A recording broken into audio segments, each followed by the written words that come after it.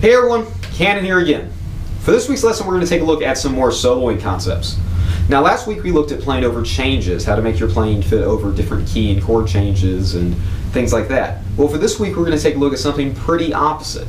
How to make your playing fit over a rather static, basic, chugging on the low root kind of progression that you might find in a lot of rock and metal stuff, specifically more modern, dare I say, djenty metal.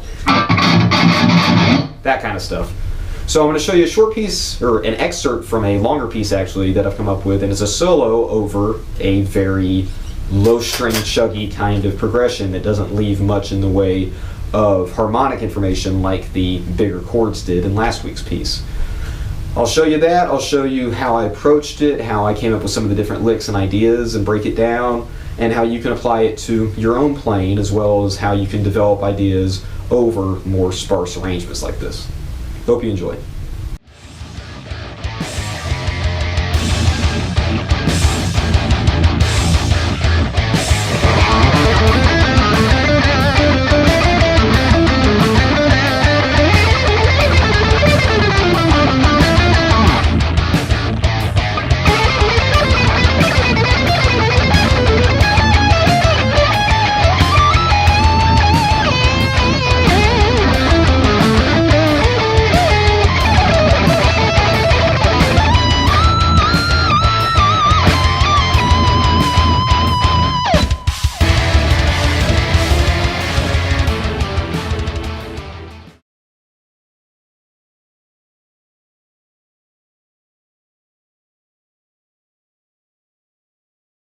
Okay, so now we'll take a look at the rhythm part real fast. Like I said, it's a very simple riff focused around this low open A power chord, since I am in drop A on the 7th string. So I'll play through the part real fast and I'll explain how it works.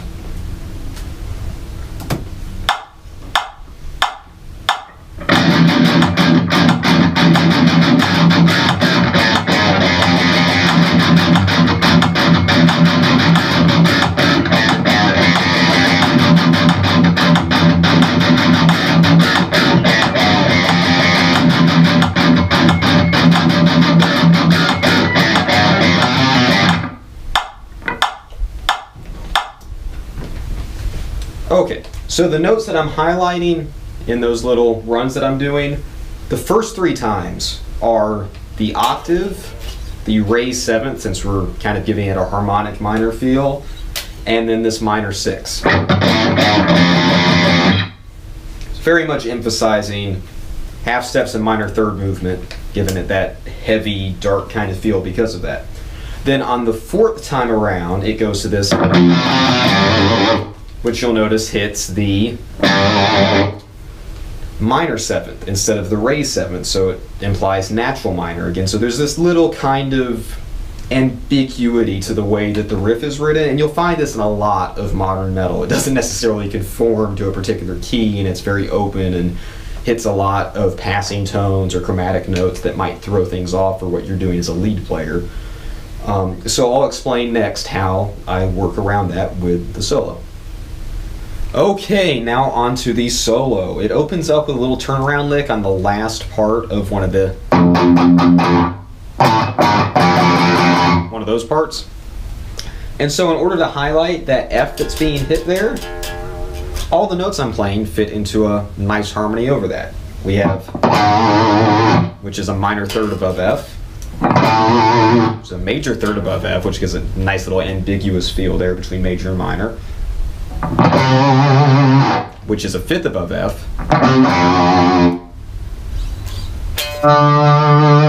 which is a 6th, major 6,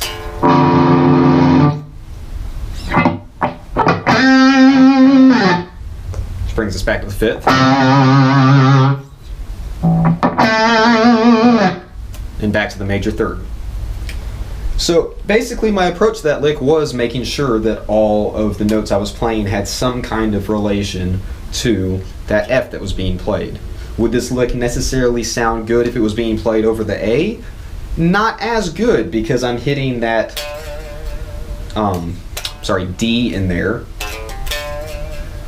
which is the fourth in relation to A and wouldn't necessarily sound that good to be held. Now you could play it as a passing tone, it would sound okay, but since what I'm playing, it has more of a consonant relationship with the F than it would with the A.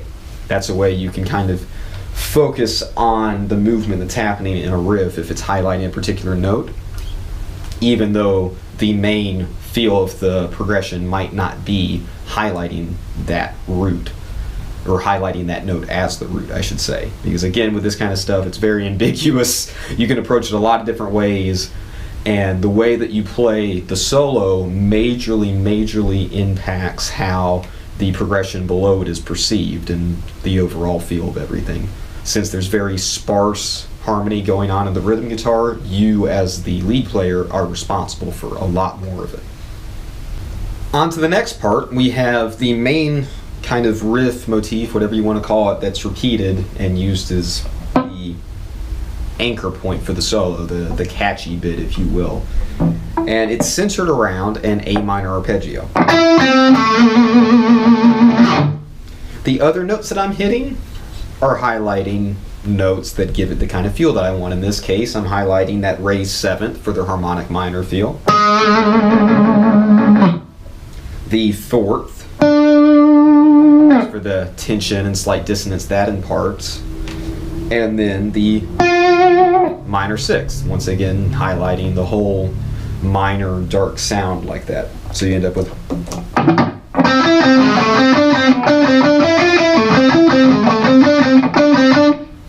that kind of thing. Very bouncy, but it's bouncing around the chord that I'm wanting to imply, while also hitting the extensions that imply the kind of feel that I want beyond the basic root third fifth of the chord. Moving on to the first proper shreddy lick, I based it off of that very opening lick, the tonality between, or how I played it. I took that same tonality, moving it up to this octave, and played it like this.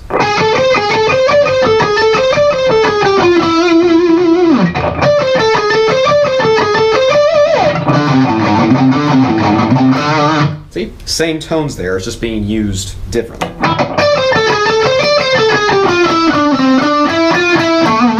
And then for the last half of that measure, I'm highlighting the fifth. Fifth. Fifth.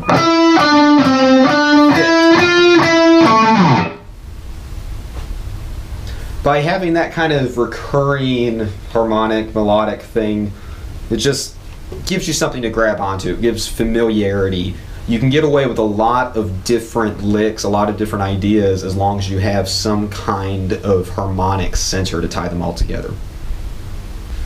On to the next lick, which is again a variation on the tonality from before, with a slight shift. Instead of focusing on that raised seventh, we're going to throw the second in there instead to get our little rolling pattern that we need for these kinds of 6-note per grouping licks. So we open up again with the, and from there we have a kind of pedal point thing that moves from the fourth to the fifth to the sixth to the raised seventh.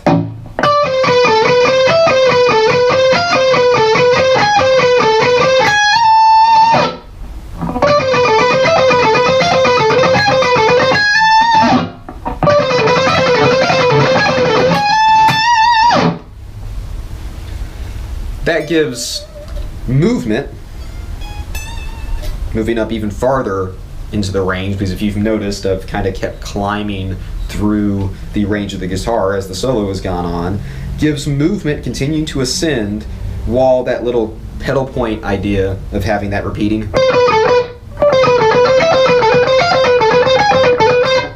gives you, once again, something to grab onto that's familiar. On to the next section, we find a slightly more jumbled about, but still ultimately recall to the melodic idea from before, that A minor, while highlighting the raised seventh, the sixth, and the fourth. Instead of playing it down here, I play it like this up here. Again, it's not the same, it's not like just a different octave from before, but it's using the same exact tones.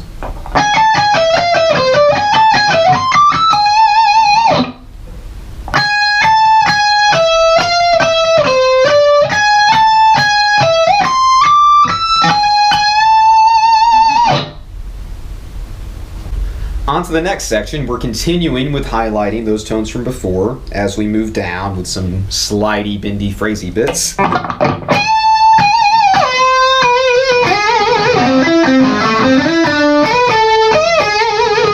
And then ascend with some slidey, bendy, phrasey bits as well. Once again, I'm highlighting that raised 7th, the minor 6th, and the 4th as I'm moving through something basically based around that A minor arpeggio ultimately.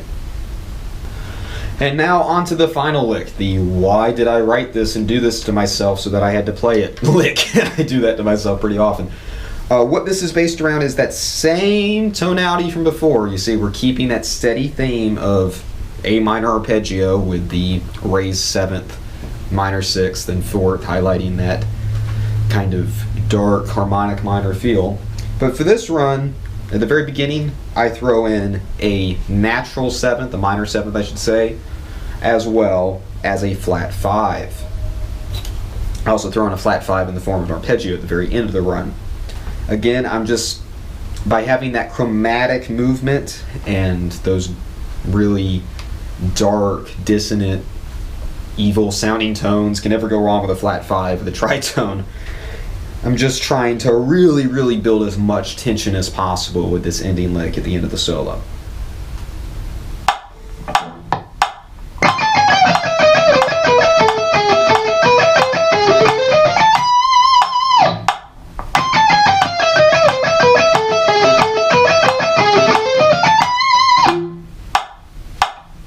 Now on to the last bendy slidey bit, big into the solo. As I said before, I was moving through the range of the guitar upwards for the most part, general fashion, as I was playing the solo. Well, we've now reached doing some bends on the 22nd fret of the high E.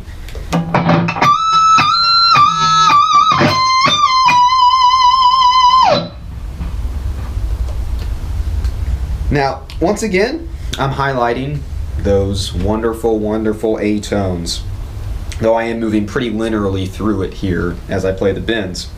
So I'm hitting that 5th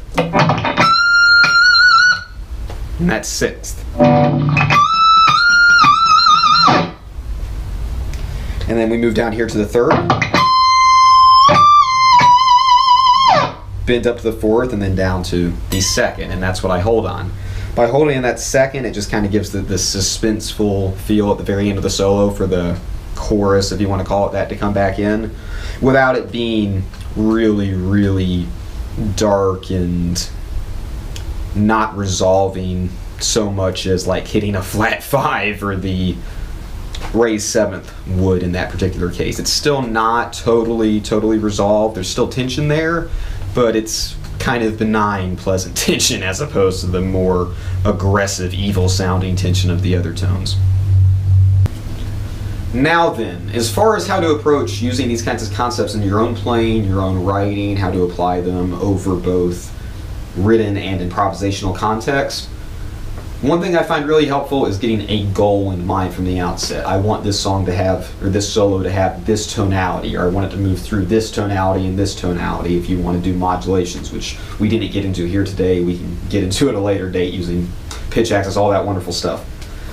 So really you want to have a clear idea of what kind of sound you want out of your solo. Like I said in the beginning of the video, when you have sparse rhythm that's not giving you that much harmonically to work with, it's up to you as the soloist to provide a lot more of that harmonic content than you might normally. You don't play around what's there so much as build upon what's there. That's the wheelhouse of guys who play modally like Satriani and Vai, who just move through all these different key centers and can modulate over the same root while moving through those different kinds of centers. So there's a lot of different ways you can approach this kind of stuff. In this context, I chose a very metal approach of having a static key and playing around that key and using some dark, evil sounding extensions, some chromaticism, some lots of half step and minor third movement to give the kind of feel I wanted. I could just as easily have said, you know what, I want to be weird and have the first half of each repetition be major key and then just shift into minor when the progression forces me to. I could do that if I really wanted to. It'd be hard to make it work, but I could do it. So it's really down to how you want to sound over what you're playing. You want to have a very clear idea of the sound you want from the outset, because otherwise, without the rhythm guitar to do that work for you, it can end up sounding kind of aimless if you're just kind of drifting around and just kind of shifting through the different scales and modes that fit with it without really committing to one or having a clear picture of when you're making the change from one to another. Alrighty then, once again, that should just about wrap up this week's lesson. I hope I was able to show you some different ways you can apply these kinds of concepts over your own writing and playing, how you can kind of get outside and have some fun with tonalities and do some different things when you have a rather sparse rhythm over which to put your lead playing, and how you can possibly write these kinds of sparse chord progressions to give yourself room as an improviser or just as a writer in general to have some more space with your leads. So, as always, I hope you had fun with it. Thanks again.